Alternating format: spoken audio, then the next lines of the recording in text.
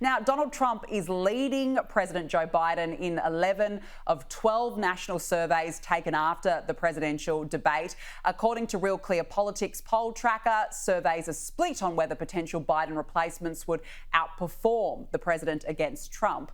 Either way you look at it, Kosha, among all current polls, Biden is gone. In terms of polls and him as a candidate and his candidacy and his issue set, it's looking crystal clear, undeniably so.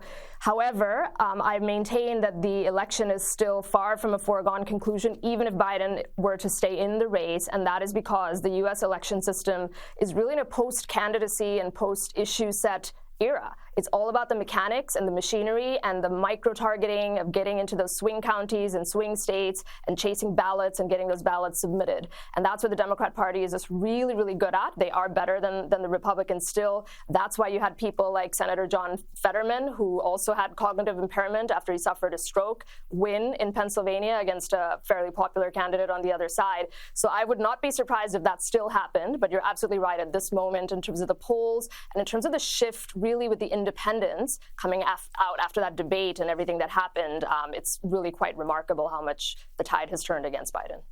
It's extraordinary, and it's only happened in a matter of weeks. Now, Donald Trump's son, Barron, made his political debut at Trump's Florida rally, and he received a standing ovation and was met with massive cheers and applause. Here's a bit of it. A very young man is now going to college, got into every college he wanted to, and he made his choice. And he's a very good guy, I'll tell you. It was quite the spectacular event there when they welcomed Barron there. But aside from looking like a young Donald Trump, Kosha, why do you think he's become such a popular member of the family? You know, it's really interesting. Trump's personal life and some of the womanizing and the multiple divorces and things like that nature have never been his best feature. However, his family and particularly his kids have always been one of his best assets. All of them are very popular. He does seem to genuinely have a very good relationship with all of his adult children. They've all turned out quite well. They're good looking. They're successful. And now Barron is the most recent one, the last one on the scene. He was very, very young last time around. He's now 18 years old. And is, I guess, coming out as that, and people are just excited to get to know him a little bit and see him. He did look, as you said, like a younger Trump, quite handsome, seemed to be having a good time, and I think people just found that a little bit endearing. Yeah, I think so too. I think people like to see the younger members of any presidential family.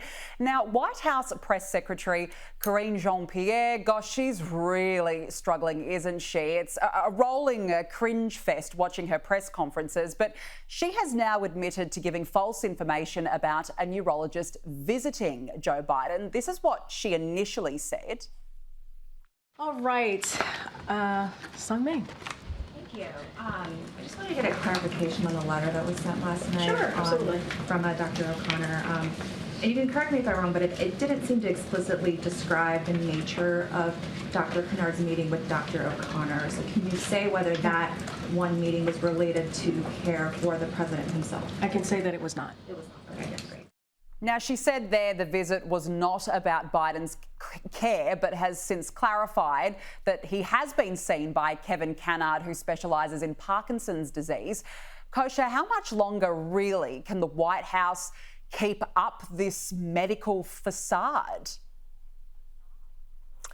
It seems really, really a tough spot that they're in and that Karine Jean-Pierre is in particular. She has never been the world's most effective communicator, even at the best of times at the very friendly press corps. And now, while the knives are out and the press corps is actually doing their job with interrogating her, you just really see her struggling and those flaws in her communication capabilities, coming to bear. I think, this is a subset of that overall picture that we talked about earlier with George Clooney and others coming out against them. So you've got that chorus growing of very high-profile names coming out, both privately and publicly. And then you have the Bidens that are really digging in. And, don't forget that Biden has been chasing the presidency for half a century. This has always been his life's goal. He tried 3 times. He finally got elected. I just don't see him and Jill Biden and others going quietly into the night without a fight. And as that continues to deepen, that rift, and we'll see how it unfolds, nobody knows what's going to happen. I think up until that point, Karine Jean-Pierre is just going to keep doing what she has to do. She's an apparatchik. She'll try to keep up the facade and until that dam finally breaks. I think we're close, but I think it's going to be a very intense couple of weeks until that happens. Yes, okay, so more to come of her rambling and nonsense during press conferences. Looking forward to that one. Now, Kosha, Joe Biden has met with the new UK Prime Minister Keir Starmer at the White House, where the president descended into some sort of bizarre rant about football and soccer. This is what happens when Biden tries to speak without his auto cue. Well, welcome. And it's good that we had a long conversation on the phone. When you want, give me your hand there, pal. And we're the best of allies, maybe in the whole world. And we really need to continue to cooperate. And a lot we can talk about. And I think that start off, we can talk about what we call football, we call soccer. By the way, soccer has become incredibly popular here in the United States. It really is growing. And, but at any rate, there's a lot going on.